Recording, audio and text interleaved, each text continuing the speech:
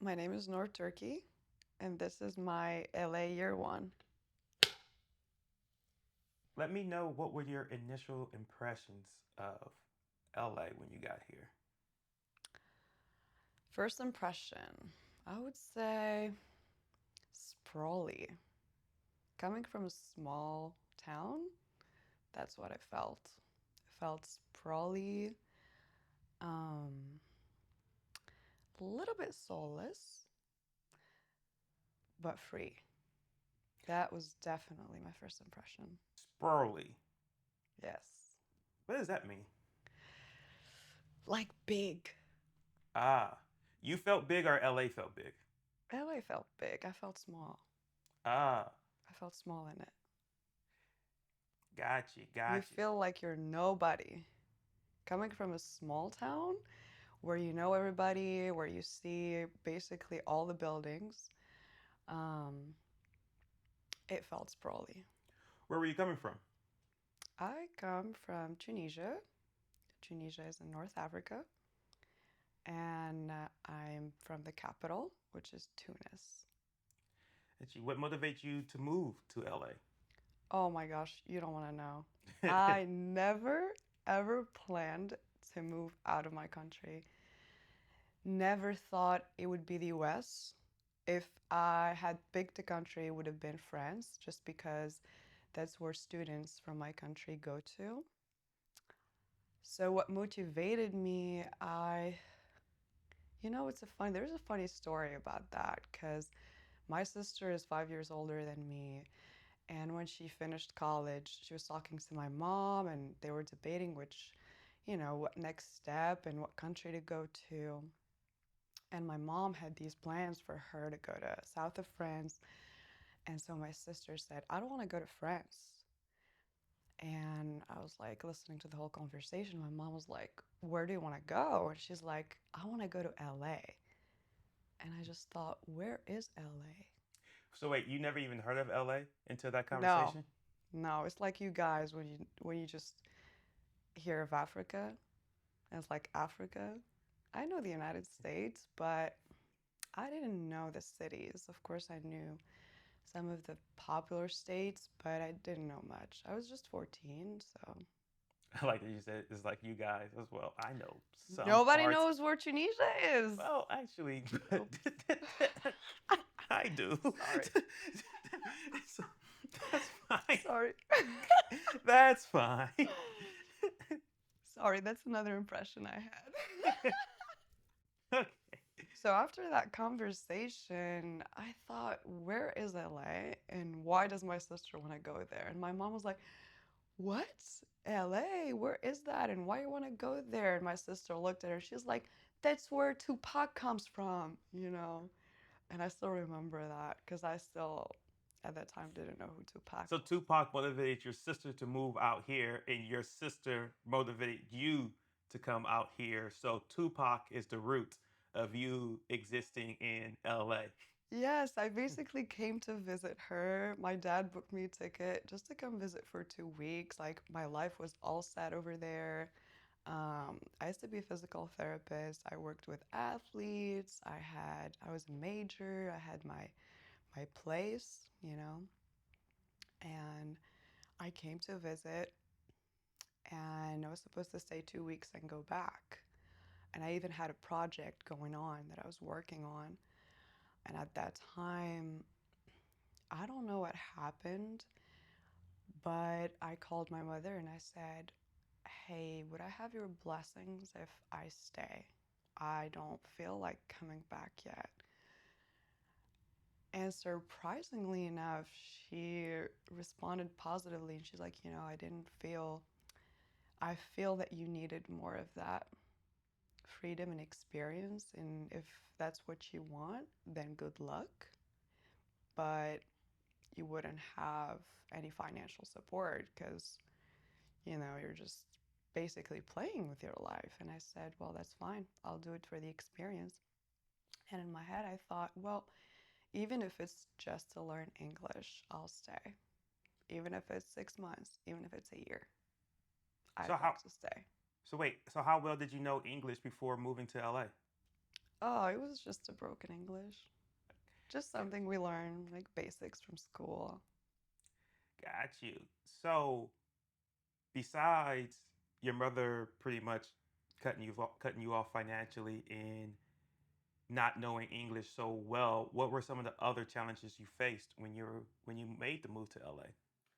I think the biggest challenge is that one because imagine you get to a ridiculously expensive big city where you cannot, when you're not even allowed to work. And that's why now when I look at my friends that are from other states and they want to move to LA, I tell them, you guys have more opportunities. If you want to follow a dream while doing a shitty job, I think that's amazing because you can do it because other people can't. And it was a big challenge, but it's definitely worth it. So, what was your support system like? Because what I find in LA, it's so important to find your community. So, with you only having your support system, I mean, well, initially just knowing your sister in LA, what was your support system outside of her? To be honest with you, I could have chosen a support system that felt comfortable, which were the people that lived here that knew my sister, that were friends that I knew from back home. I could have done that. But I didn't. I I came here to discover something new, to learn how to speak like natives. I basically disconnected from my main support system. And I don't know if that was a good idea or a bad idea, but the support system I've gotten at that time literally was from total strangers. And that is something that still makes me emotional because I remember I've gotten some help out of strangers. And I think that's an LA thing for sure. I often say LA is like one of the loneliest cities that I've ever, well, is the loneliest city I've ever been to. I've been to many cities, but no city's more lonely than LA. And I've been very blessed to already have such a good support group before I moved to LA because so many people who I went to college with moved to LA at the same time as me. But what I've observed is people calling someone their friend too quickly in LA who they don't know. So for me, I could wait it out. I didn't have to befriend people too quickly. I could wait a while before I let someone in. I had that luxury. But I recognize that not many people have that. And what I've seen from people is people that they let in who they shouldn't have let in.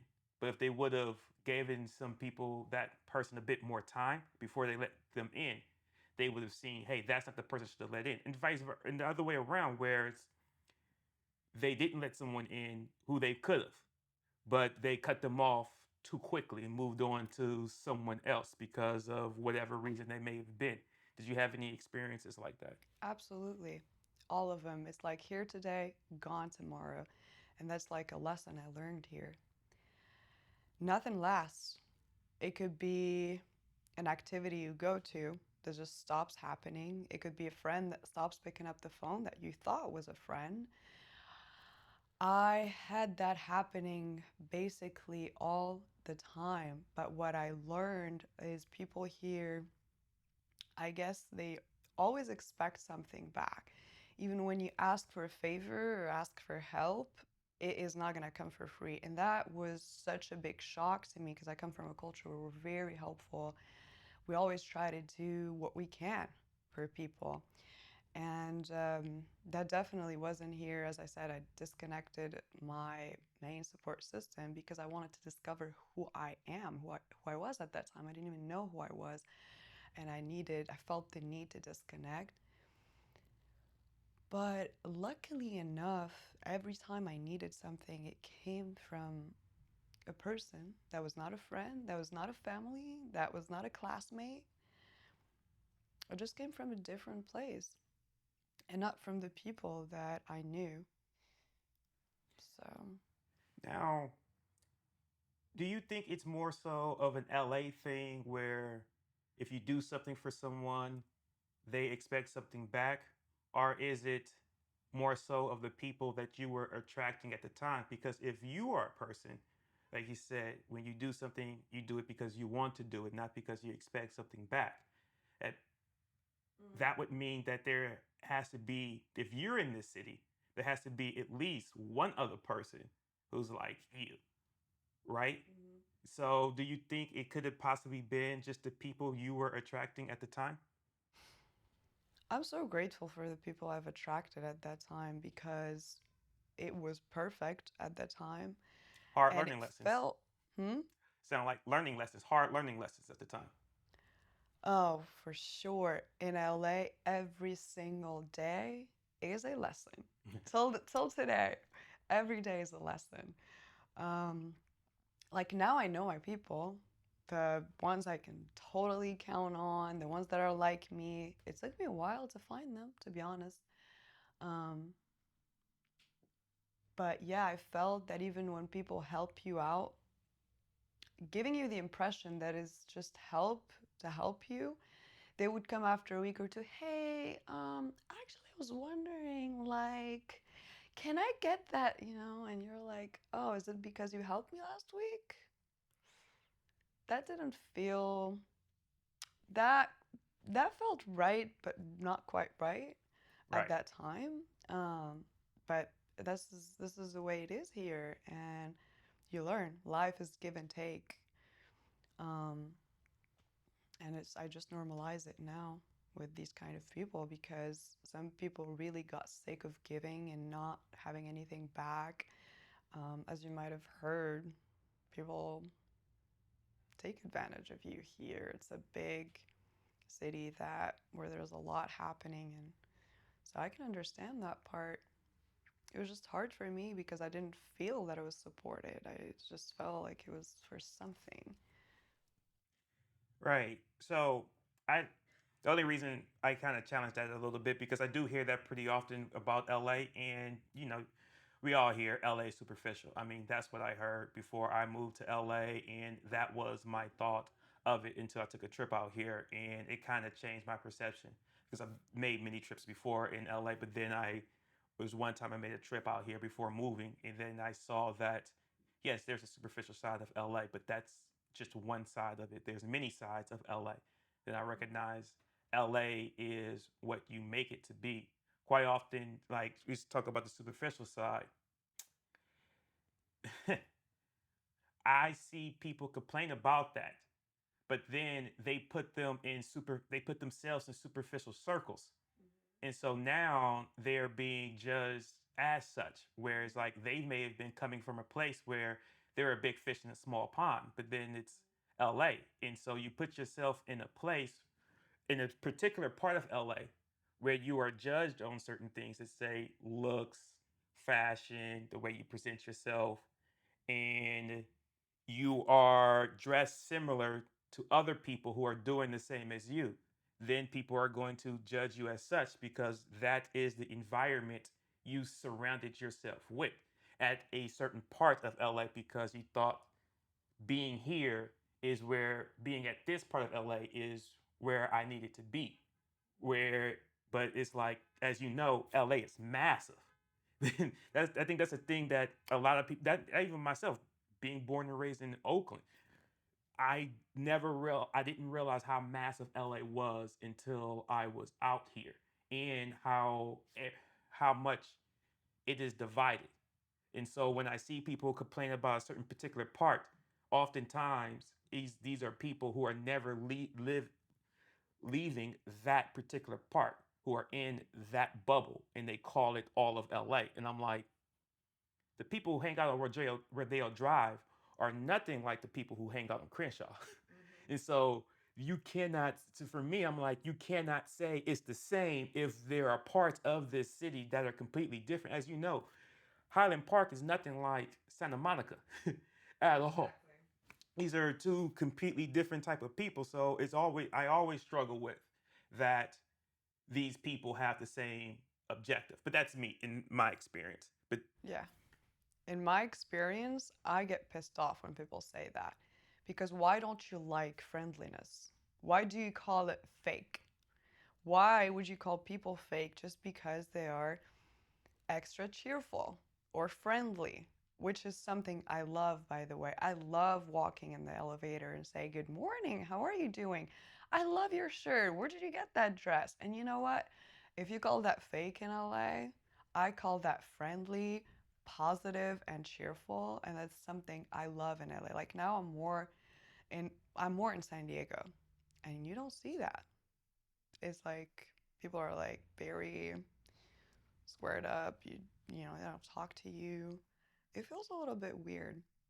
And as you said, LA is so big. I only discovered how big is LA when I started doing delivery jobs in the beginning, when I worked with Amazon and when you go to all these places. And then actually my first ex-boyfriend, I met him um, doing a delivery job.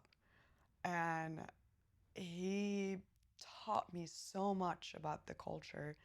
And I think that's a really great thing. I don't know if, I mean, it's different for you because, like it or not, you're from Oakland, you're still Californian, you're from the culture, you're the culture. I did not know many things. And this is something I say definitely do not get stuck in one place or one group of people because beauty is everywhere. And the more you see, the better it is.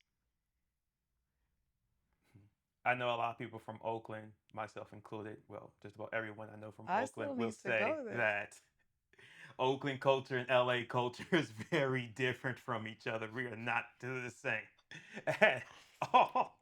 You still But speak that's the okay. same We language. celebrate, yeah, same language, Yeah, somewhat, kind of the same language. yeah. Even then, it's a little bit different when we talk about I get that. it.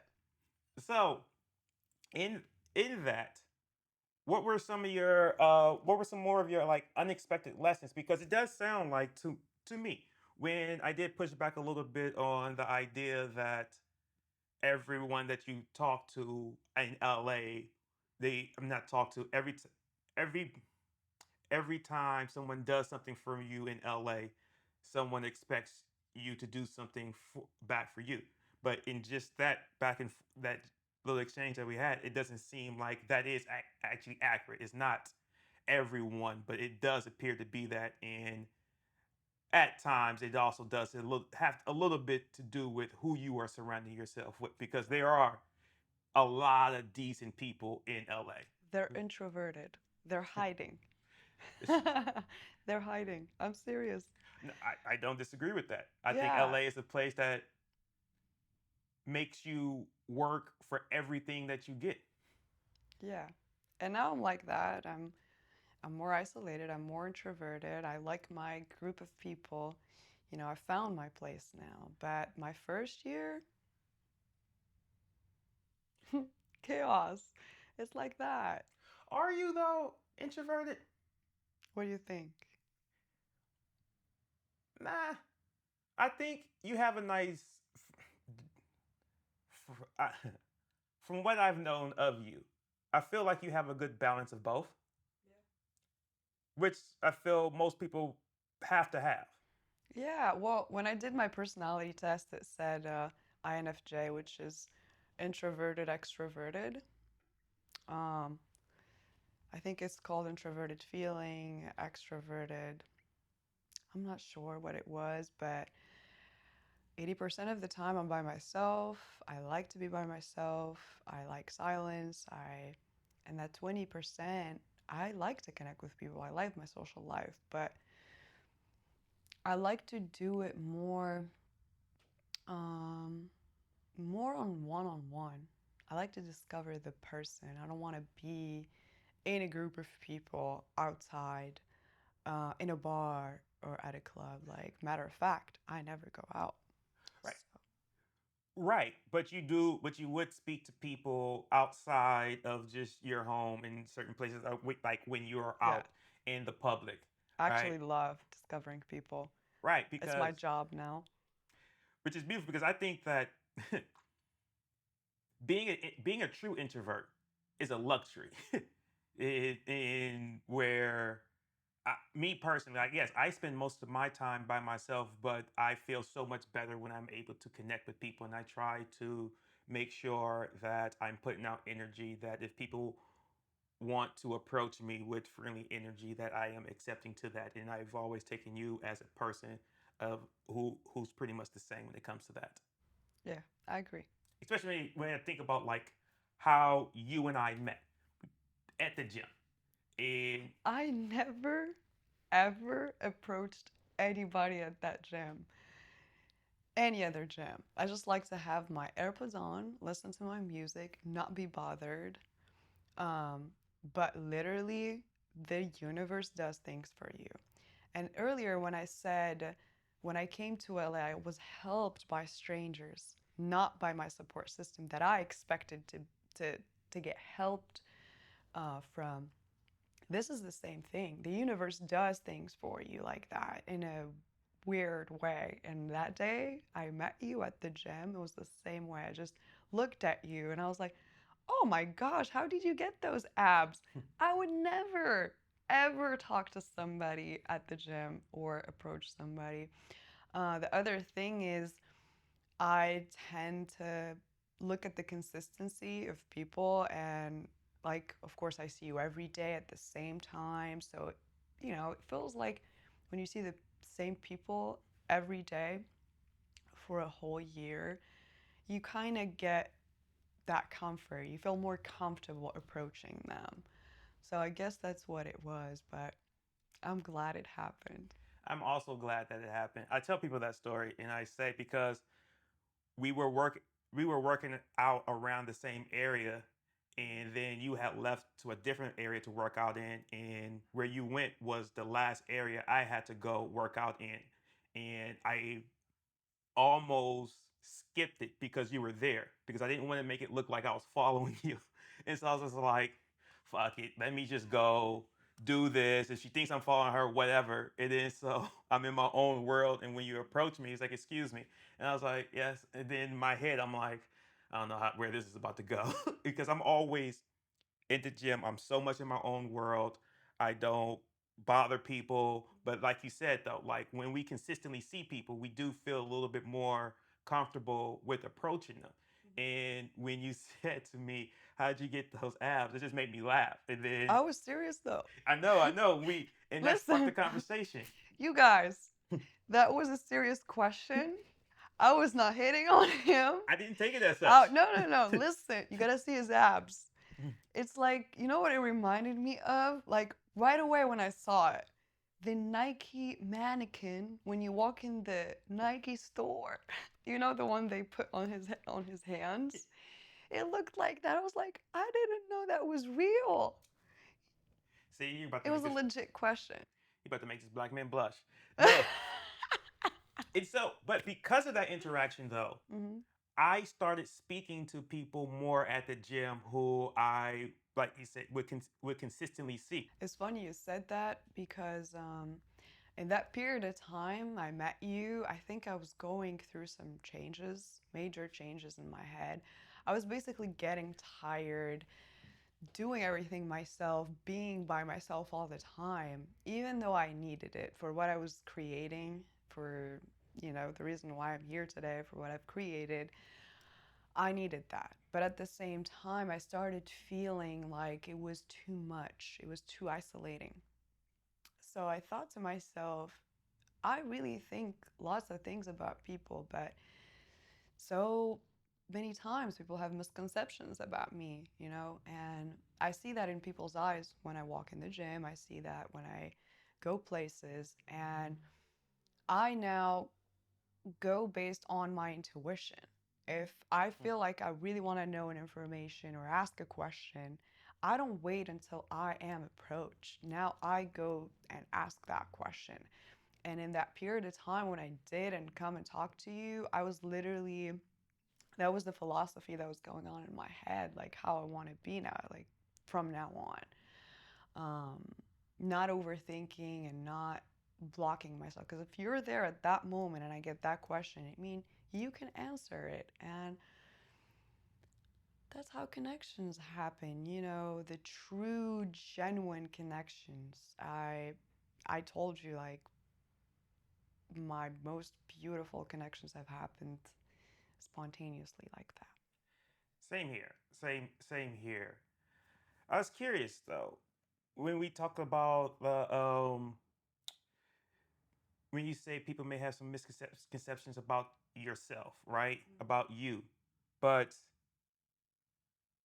you knew nothing about LA before moving out to LA. So you couldn't have any kind of like misconceptions about this city before you came here because you didn't know anything about it.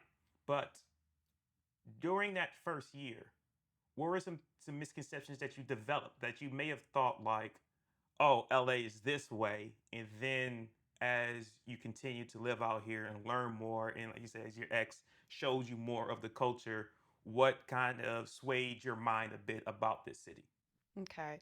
So I think my first impression was mostly related to the very first trip I did, which was just visiting for 2 weeks. And then actually the second time I happened to come for, I thought I was visiting again for 2 weeks.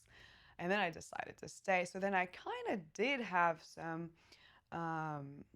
some impressions, some expectations of how people are, of how the city is, of things to do. But for instance, I can tell you I'm a dancer. I've been a dancer since I was 6 years old or younger.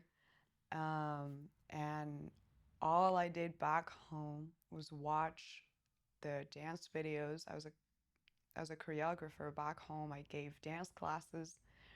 So I watched lots of videos about LA art, and that was definitely something I knew existed. I came to for that art. I came for that kind of freedom.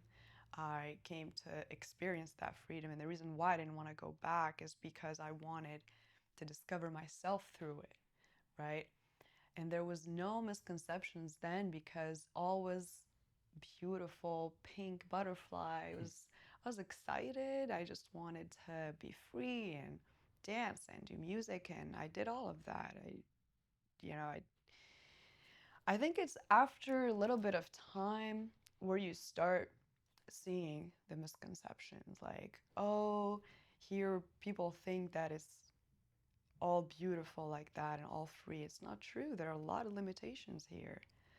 Mm. And I did not know about that. It's something that was shockingly annoying. That's one of the misconceptions I could remember. Also, pretty much went in reverse for you. So you came out here wide eyed, thinking one way about the city and seeing the romance of it, and before things took a 180. I can answer it a better way. No, no.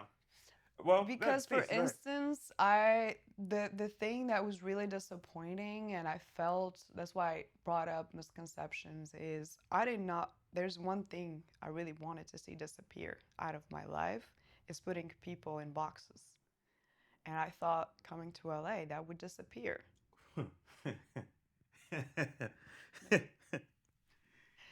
Nope. Out of all the cities in the world. I know. See, I'm telling you. That's a thing. That's something you have to fight against once you come out here. No, listen, let me tell you something else. I did not know racism existed still here. I did not know lots of things. People's limitations. I now know that it's international for sure. That's why I got more into mental health. Yeah, in the movies they don't really show you talk about the current racism in America. It's always It's racism hidden. before in the past and Yeah, stuff. Yes, it's but hidden.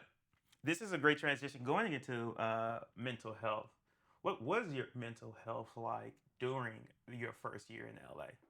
Oh, it's really funny because I thought I was excited to start a new life and do everything my way, not my parents' way. No, follow my dream, my own goals. And I think, what was the question again? Oh, mental health. Mental health. Yes, yes. What was you? Don't worry. Don't worry. I think It's I a think very, it's it's a so very, traumatic that I forgot the question. My head was like, no, what was that? nah, it's just mental health. It's a very forgettable Mental thing. health. Who cares about God, mental what health, do you want right? to know about mental health? That's such a big subject. It is, it is. But My so, mental health like, the how did you? first year, I don't think was checked. It wasn't checked. I didn't What? even know who I was yet. I thought I knew who I was, but no, that was not the right answer. I was good though. I was still like that hardest worker. I was doing it all, but deep inside, I think I was hiding a huge depression and I didn't even know about it.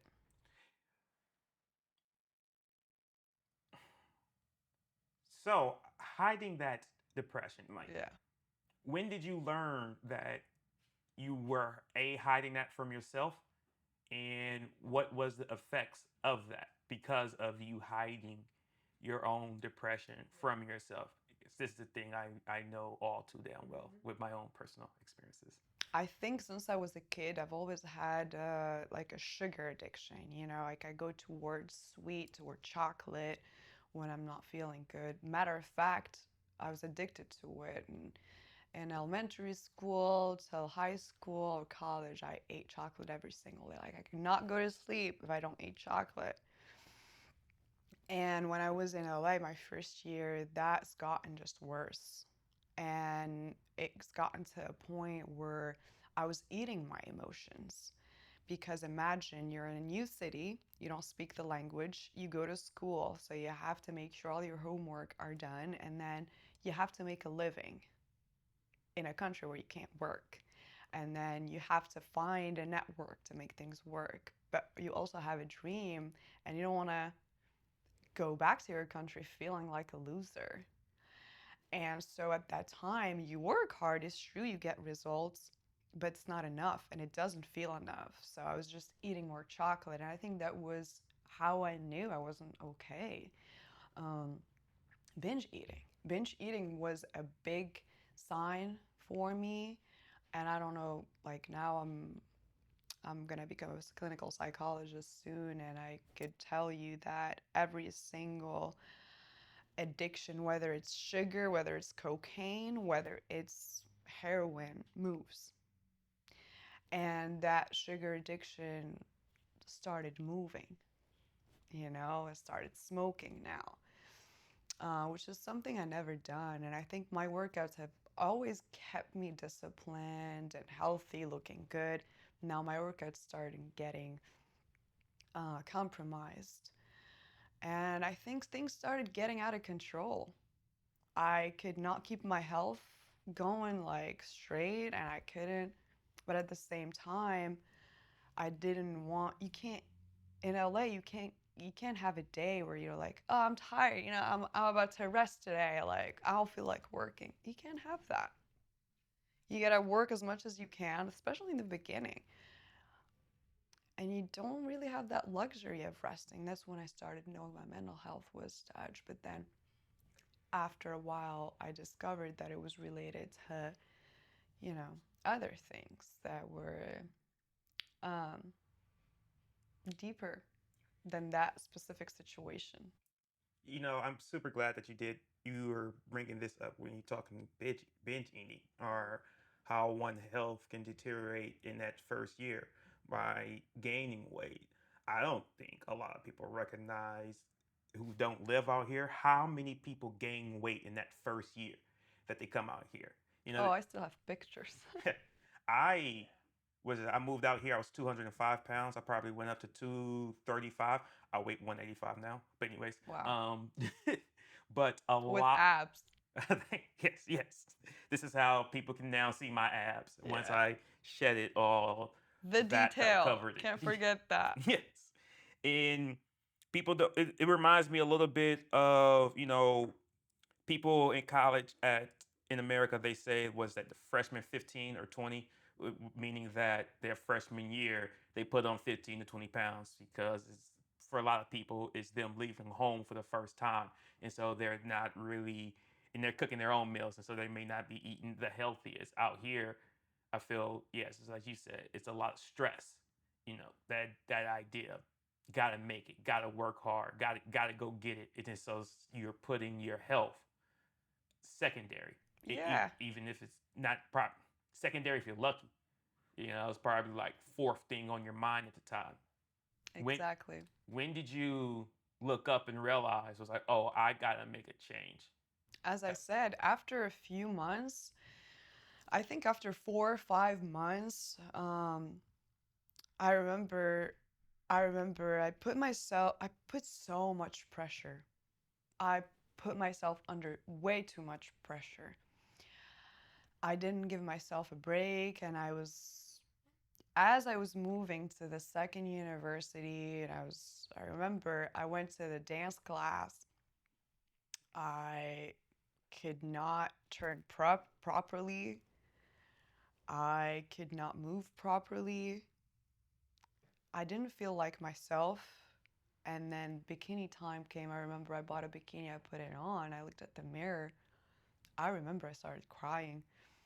And when I started crying, this is something I do to remind myself what I've been through. I pulled out my phone and I took a selfie of me crying in a bikini because that was the moment I realized, oh my gosh, I did not even had the time to look at myself in the mirror. That's how busy I was, which is something that's never ever happened to me before. That's when I knew for sure. Bikini time. Bikini Selfie time. picture. Yeah. See, for me, it was more so the jeans when I couldn't lie to myself no more in the jeans. Where I was just thinking, yeah, I'm just putting these in the dryer too many times. It just keeps shrinking on me. Stop. You didn't deny it that way. And then it came Oh to a my point I gosh. was just like, okay, I Okay. gotta do something No. about this. That's crazy. That's wild. So, but that also brings me to another question that I have because at one point you said that in LA you pretty much got to get it. You got to be working hard every day. But then you said you had realized because of your working hard every day that you lost track of your health. So how do you balance it then? I think for me, in the beginning, it balanced itself out. How so? I, because I came here and was my goal was studying. I had a project in mind, which is the one I already told you about earlier. But as soon as I got here, I started going to the dance classes. I started singing. I was in the studio on Friday. Tell me more about those dance classes. What do you want to know? So, what kind of dance? So, I really love, my favorite is the heel classes. What is My favorite that? is Ali and Chanel. So, they're just, you put on heels, you wear something that feels free and fashionable, then you go on Melrose. There is a studio dance, just not there, there's studio dances everywhere, but that's the one I went mostly to. And it's a new choreography, and then at the end, you just take a video of your dancing style. And I think that what balanced my life out at that time is I was able to experience art. I was able to go get acting classes. I was able to go modeling too. I did that. I did some. What else did I do? I did a bunch of activities like skydiving. Like I went. That's what I meant by it balanced itself out is because of my own need to experience and be curious about things. But at some point, you get so caught up with life and you already tried all those things. Like at month number 7, you're tired. And that stops giving you pleasure because all you need is basically lay down and sleep and process what happened, process where you're going, and what's happening around you. Hey, so how did you let these things become routine and habit to avoid burning yourself out? Because what I feel is when we can take on new things and add things to our plate, but we have to balance it out eventually and know what we can accept and keep on what we have to shed off so we to avoid burning ourselves out. So how did you balance that out to let certain parts become routine, or you didn't? I didn't even think about balancing out at that time. I was on a survival mode. Um, there were some certain things that needed to happen for me to be able to achieve what I've sacrificed things for. So I was not in that mode at all. I didn't even care. I was just on the go. I didn't even have time to think. When I had time to think was COVID. That's when I realized all these things that I'm telling you right now. If you had asked me then, I'd be like, oh, I'm fine. Got you, got you. So financially, as you said earlier, LA is a very expensive city. How did you wind up like dealing with those financial hardships? So I remember my first month, I was doing, I had a friend who went back home who had, I don't even know if I'm allowed to say these stories, but I'm gonna say them. She had like, like a Postmate account, and she was like, all right, you could use it and try. And then I had bought a car, and I was basically at that time like, the delivery service was picking up, and so I was doing that, but it was not enough. And I had to pay university. I had to, it was just lots of bills. I remember one day I was so tired, I didn't know what to do. And a friend called me, he was like, hey, Noor, we're going out. And I was like, fuck that, dude. He's from, he's like my neighbor from back home. And I've known him since we were kids. He's like, we're going out. And I was like, dude, your parents are sending you money. I'm not going anywhere. Like I need to sleep early. I got things to do. And he's like, no, we're going out. Come on. Like you sound shitty. It seems like you need to go out and dance or do something. And he insisted so much. I'm telling you, the universe like works in a beautiful way, because that night I met this girl. Her name is Alex, which there are people, I'm telling you, stranger. I got help from strangers.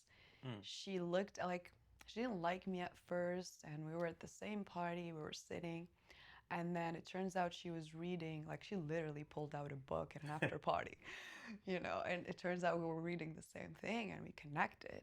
And my English wasn't even that good at that time, but it turns out she had events, like private events, where she had hostess, and she was like, do you want to come work on Monday? I was like, fuck yeah. I was there Monday.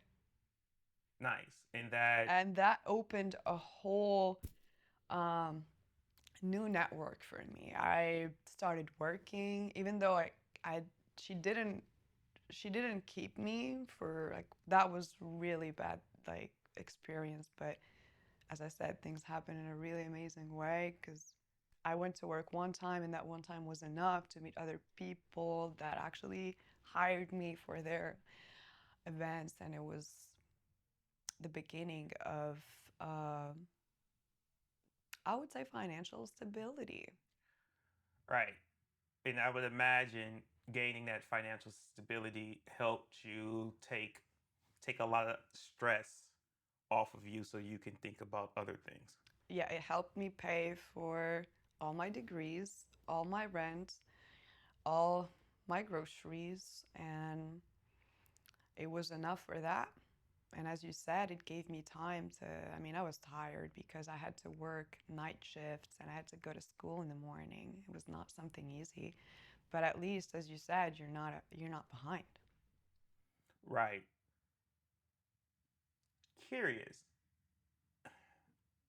What kind of food adventures do you do have in LA? I know what you don't like to eat, but what are the things in LA that you're like, oh, this is my jam out here? Mm.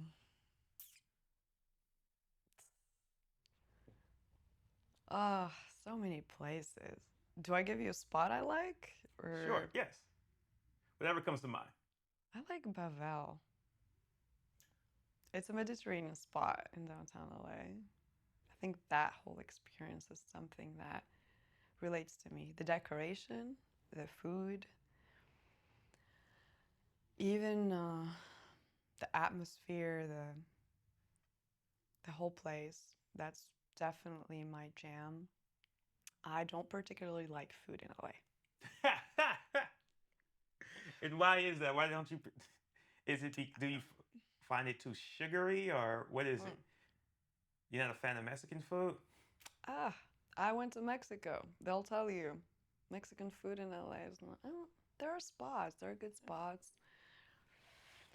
I like street food better than restaurants for sure. Like, I'll give you an example. Every single Tunisian that comes to this country goes to In N Out or Shake Shack. I'll be like, what the fuck is this? This ain't a burger, That is not exactly a good representation of right? And of. it's something that like that's what's advertised as LA things. It's what I find, especially. Okay, so let's talk about In-N-Out Burger.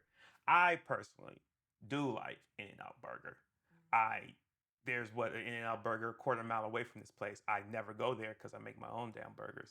But when I the need to try it. huh? I need to try it one Yes, day. yes, Okay.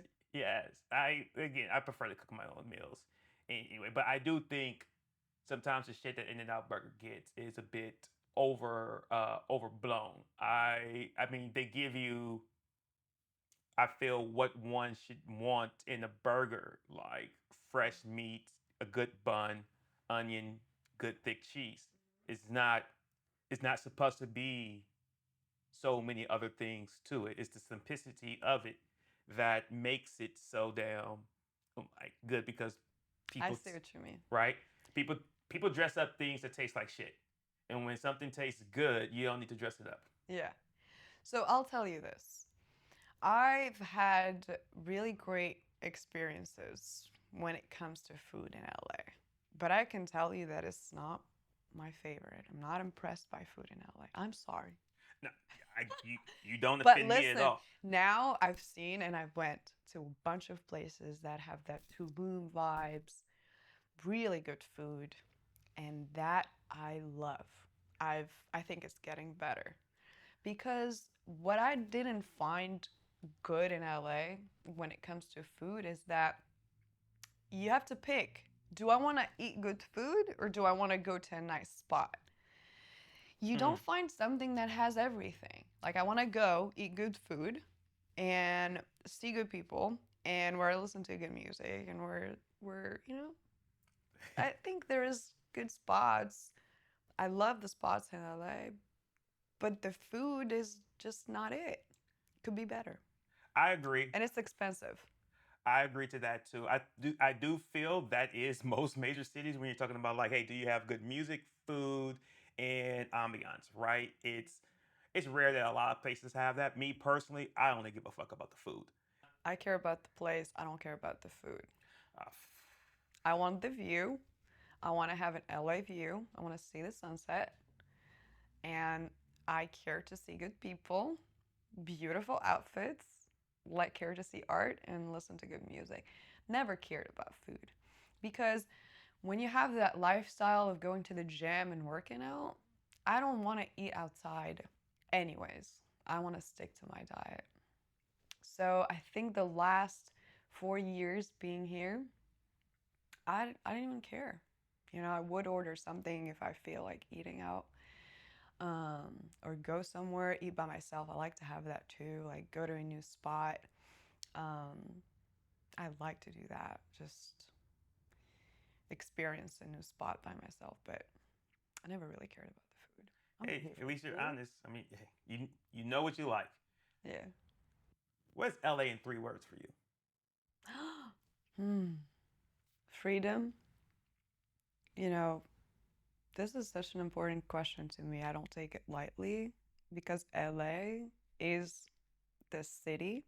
It's my second, like, I call LA my second country, my second nature.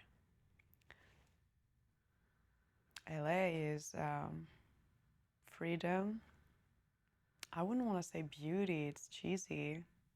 But if that's what Can it I is, think about the yes. two other words and get back to it later? I want this to be special. She deserves it. Of course, of course. What is your advice to newcomers? Oh, don't make my mistake. Don't come without a plan.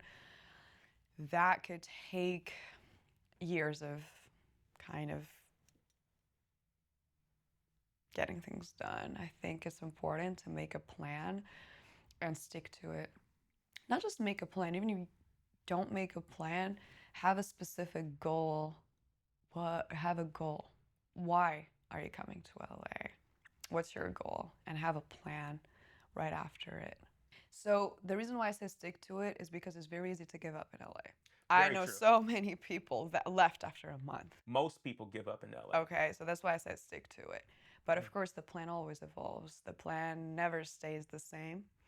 Actually, plans change after weeks, but you stick to the goal of that plan. But if you have to change the plan, of course, change it. Just don't stay stuck. If you get to a stuck position, like unstuck yourself fast. Don't sit.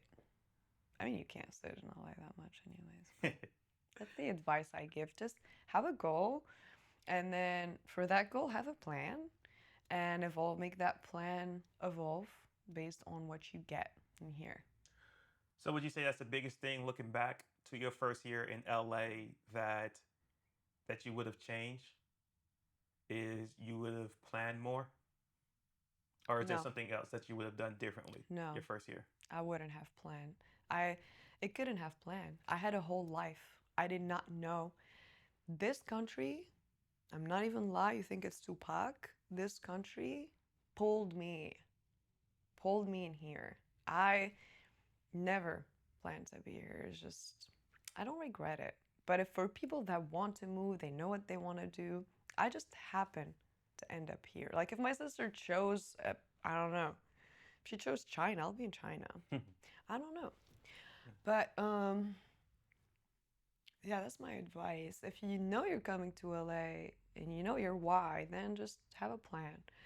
Because it's very easy to get distracted. It's very easy to give up. Things could happen like in one day, you could have three things that happen randomly. You're like, what is this? What do I do about this? How do I handle this?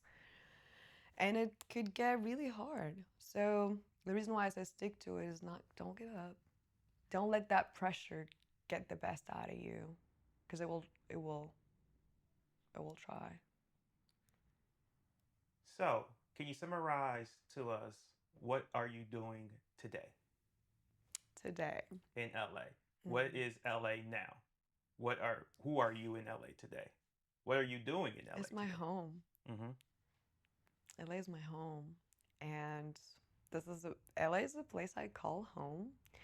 LA is the place that made me the woman I am today.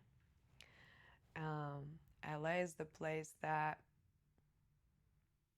challenged me in ways I could have never thought about, but it had a purpose for me. So, my purpose in this place is mental health and art. That's what I do. I'm a therapist and I create self therapy programs for every single issue that you ever thought of. And because I've created that, I got into a big school, which I will say more about next time. Um, so basically, I write.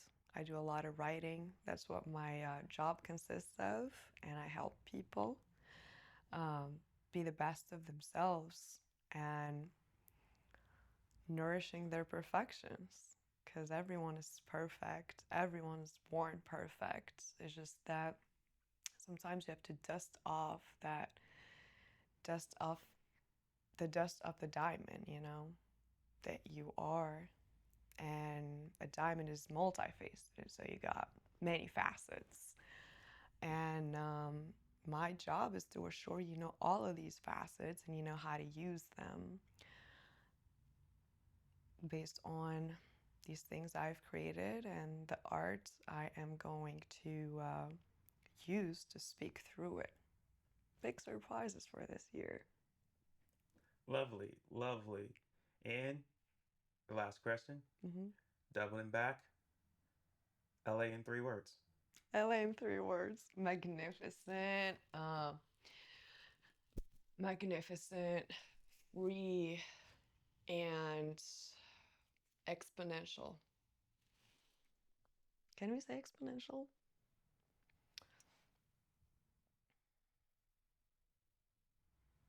LA in three words? No, it's not enough. Three words are not enough. I refuse this question. That's perfect. Perfect. Beautiful.